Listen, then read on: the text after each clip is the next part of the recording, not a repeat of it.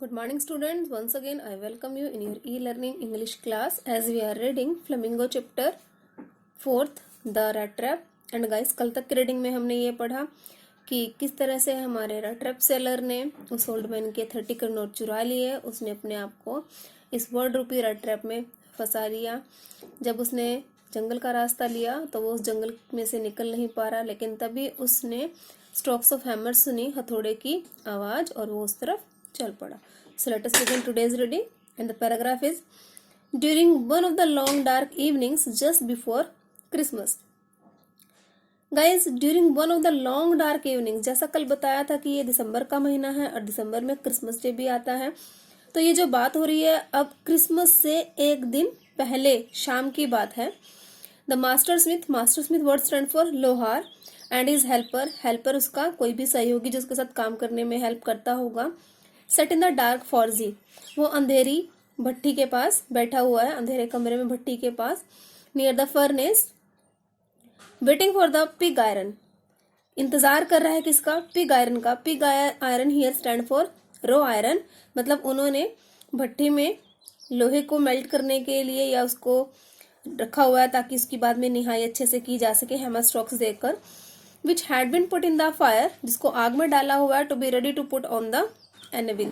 Anvil word stand for an iron block on which a blacksmith hammer thinks. Every now and then one of them got up to stir करना, to move a little. कुछ पल के बाद या तो blacksmith उठता है या फिर उसका हेल्पर क्या करने के लिए उस पिग आयरन को, जो कच्चा लोहा आग में डाला हुआ है, भट्टी में डाला हुआ है गर्म करने के लिए, उसको हल्का सा हिलाने के लिए। And glowing mass with a long iron bar, और इसके लिए किस चीज का यूज करते हैं?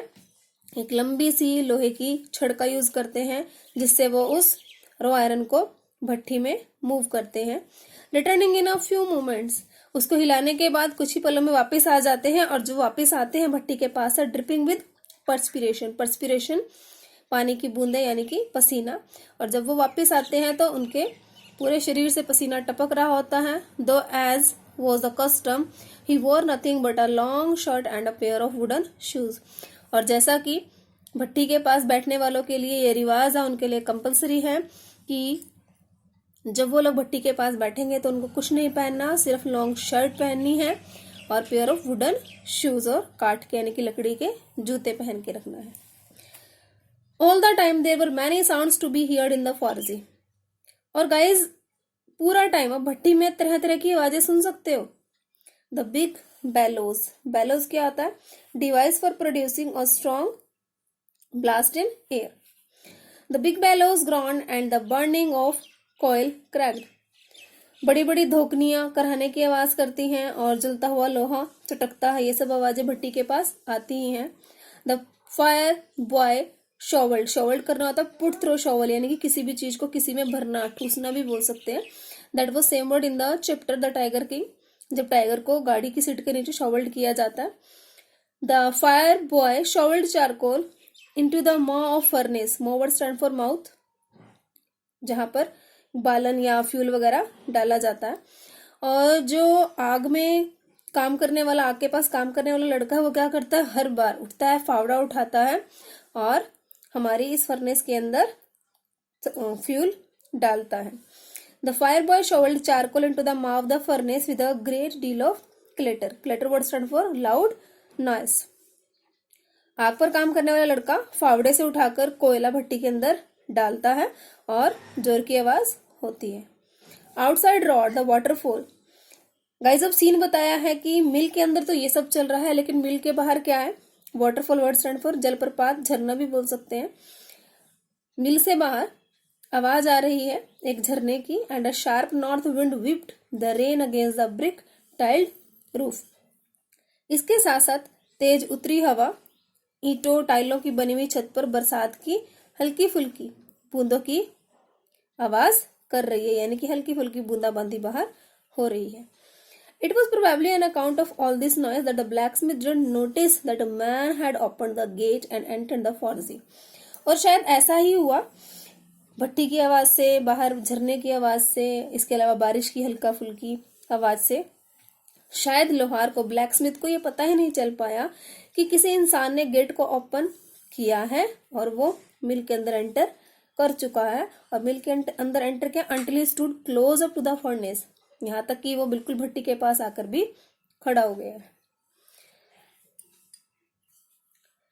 Surely it was nothing unusual for poor vagabond without any better shelter for the night to be attracted to the forge by the glow of light which escaped through the sooty panes.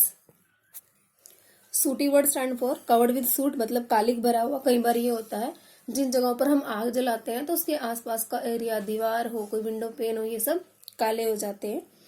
तो हमारे red trap seller के लिए भी रात बिताने के लिए, एक ऐसे इंसान के लिए जो आश्रयहीन है, एक घुमक्कड़ है, जब उसको रोशनी नजर आई तो भट्टी की तरफ आकर्षित हो गया और उस रोशनी की तरफ जो हल्की फुल्की सूटी विंडो पेन से आ रही थी। And come to the warm themselves in front of the fire. उसके लिए इससे अच्छी बात क्या हो सकती थी कि दिसंबर का महीना है, बाहर इतनी कड़ाके की ठंड पड़ रही है और अब तो हल्की फुल्की बूंदाबांदी भी शुरू होने लग गई है। तो उसने क्या किया, अपने आप को गर्म करने के लिए आग के सामने आना उसके लिए कोई नई बात नहीं थी, तो उसको ये बेटर लगा कि वो आग के पास आ गया। The blacksmith glance only casually and indifferently at the intruder. Intruder कौन होते हैं? घुसपैठिए, जो बिना किसी परमिशन के एंटर कर जाते हैं। तो यहाँ पर इंट्रूडर किसके लिए यूज किया वर्ड? ये हमारे रेड ट्रैप सेलर के लिए यूज किया है, क्योंकि वो इस मिल के अंदर आया, भट्टी के पास भी आया बिना किसी परमिशन के। तो लोहार ने क्या किया, इस बाहर से आने वाले आदमी की तरफ बड़ी ही कैजुअली सहजता से और इनडिफरेंटली, मतलब उसको थोड़ा इग्नोर करते हुए, उदासीनता से उसकी तरफ देखा। He looked the way people of his type usually did. और उसने इसी तरह से देखा जिस तरह से उस तरह के लोग देखते हैं। With a long beard, dirty ragged and with a bunch of red traps dangling on his chest. तो जब उसने देखा, क्या देखा, एक लंबा सा धूल से भरे हुए कपड़े हैं उसके, चिथड़े पहन रखे हैं और एक गुच्छा रेड ट्रैप्स का, चूहेदानियों का, उसने अपनी चेस्ट के ऊपर डैंगल कर रखा है, यानी कि टांग रखा है। He asked permission to stay. अब उसने वहां पे, हमारा ट्रैप सेलर ने वहां पे रुकने की परमिशन मांगी। And the master blacksmith nodded, और हमारे लोहार ने भी गर्दन हिला दी। हॉटी कॉन्स्टेंट का हॉटी वर्ड स्टैंड फॉर थोड़ा घमंडी वे से, without honoring him with a single word. Haughty way से उसको परमिशन तो दे दी रहने के लिए कि हाँ तुम रह सकते हो, लेकिन एक भी सम्मान में वर्ड नहीं बोला कि ठीक है सर, आपका वेलकम है, आपके लिए हम और कुछ करना चाहें तो कर सकते हैं। The tramp didn't say anything, तो हमारे इस घुमक्कड़ ने, रेड ट्रैप सेलर ने भी ऐसा कुछ नहीं कहा। ही हैडंट कम देयर, क्योंकि वो यहाँ पर बातें करने थोड़ा ना आया है, but only to warm himself and sleep. वो तो सिर्फ यहाँ पर आज की रात गुजारना चाहता है, अपने आप को गर्माहट देना चाहता है और सोना चाहता है। In those days the Ramjo iron mill was owned by a prominent iron master. अब उन दिनों जो रामजो मिल है, इसका मालिक एक आयरन मास्टर है, whose greatest ambition was to ship out good iron to the market, और जिसका लाइफ में एक ही मकसद है कि अच्छी किस्म का लोहा शिप्स में भर भर के, जहाजों में भर भर कर पूरे वर्ल्ड के अंदर फैले। तो वो क्या करता है, इतना कॉन्शियस अपने काम के रिगार्डिंग, तो वो क्या करता है, he was both night and day to see that the work was done as well as possible. तो क्या करता है, दिन में भी इतना कॉन्शियस रहता है, रात को भी अपनी मिल में देखने के लिए आता है कि काम जिस तरह से चलना चाहिए उस तरह से चल रहा है या नहीं। And this very moment he came in the forge on one of his nightly rounds of inspection. तो वो आज की रात भी आया, क्योंकि ये वाला टाइम पीरियड भी उसके रात के समय में जो इंस्पेक्शन करनी होती है, जांच करनी होती है अपने मिल में आकर कि काम चल रहा है या नहीं, वही मोमेंट है। तो इस टाइम हमारे रामजो आयरन मिल का जो ऑनर है वो मिल के अंदर देखने आ रहा है, मीन टू से आ चुका है कि काम सही से चल रहा है या नहीं। सो गाइस, होप सो तुम्हें यहाँ तक की रीडिंग समझ आ गई होगी।